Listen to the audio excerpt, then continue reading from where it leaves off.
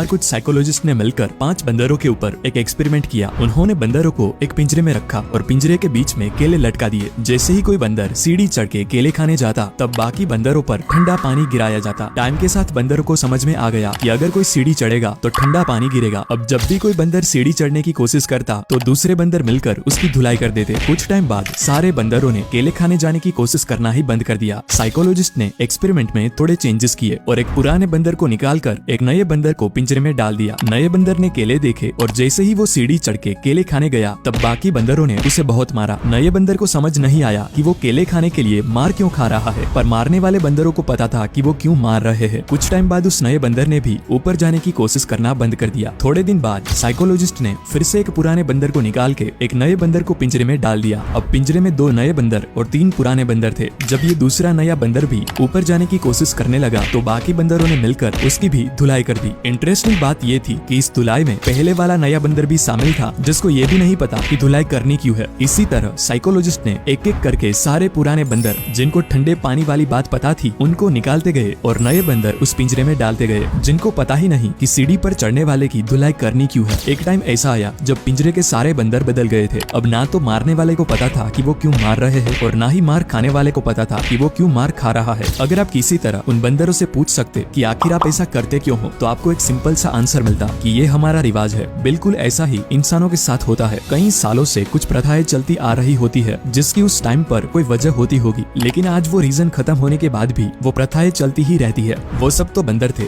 लेकिन आप तो इंसान हो।